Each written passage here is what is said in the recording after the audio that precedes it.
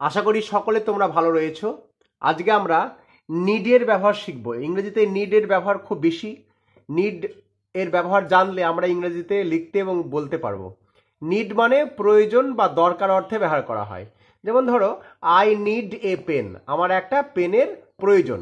এবার আমি যদি বলি যে আমার একটা পেনের প্রয়োজন ছিল, তাহলে নিডের সাথে ইডি যোগ করতে হবে। তাহলে আই নিডেড এ পেন, তাই হবে। তাহলে আই নিড মানে আমার প্রয়োজন, ঠিক আছে? তাহলে আই নিড এ পেন, আমার একটা পেনের প্রয়োজন। ঠিক এইভাবে I need a mobile phone, আমার একটি মোবাইল ফোনের প্রয়োজন। হি নিডস, আমি সিম্পল প্রেজেন্ট টেন্স করার সময় বলেছিলাম যে হি এর পরে ভার্বের 1 নম্বর বসলে এস যোগ হয়, এস বাই এস। তাহলে he needs a mobile phone, তার একটি মোবাইল ফোনের প্রয়োজন। উই নিড মানে আমাদের প্রয়োজন। উই নিড মাস মানি, আমাদের অনেক টাকার প্রয়োজন। টু বিল্ড আপ মানে তৈরি করতে, দা হাউস মানে বাড়ির। রতন নিডস এ ফোন, রতনের একটা ফোনের প্রয়োজন। এখানে একটা লক্ষ্য রাখতে হবে, রতন হচ্ছে একটা সিঙ্গেল নাম, তাই এরপরে ভার্ব বসলে এস বাই এস যোগ হয়। তাহলে রতন নিডস এ ফোন, রতনের একটা ফোনের প্রয়োজন।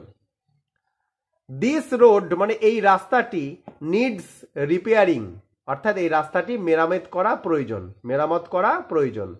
দিস ওয়ার্ক নিডস ফিনিশিং, এই কাজটি শেষ করা প্রয়োজন।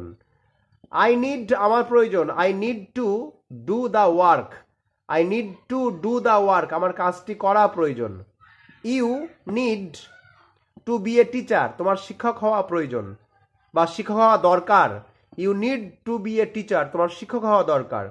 আই নিডেড, এটা ইডি যোগ করে পাস্ট টেন্স করা হয়েছে। আই নিডেড এ পেন, আমার একটা পেনের প্রয়োজন ছিল, তখন ছিল বলতে হবে, তখন নিড ভার্বের সাথে ইডি যোগ করতে হবে। হি নিডস, তার প্রয়োজন, টু হ্যাভ এ কার, তার একটা গাড়ি থাকা প্রয়োজন। He needs to have, he needs to have a car, তার একটা গাড়ি থাকা প্রয়োজন। তাহলে এইভাবে আমরা নিড যে মডেল ভার্ব রয়েছে, এটাকে আমরা আমাদের ইংরেজি বাক্য তৈরি করার সময় হাজার হাজার বাক্য নিড দিয়ে তৈরি করতে পারি। তাহলে আই নিড আমার প্রয়োজন, আই নিডেড আমার প্রয়োজন ছিল, এইভাবে। ঠিক আছে? হি উইল নিড তার দরকার হবে বা তার প্রয়োজন হবে, এরকম।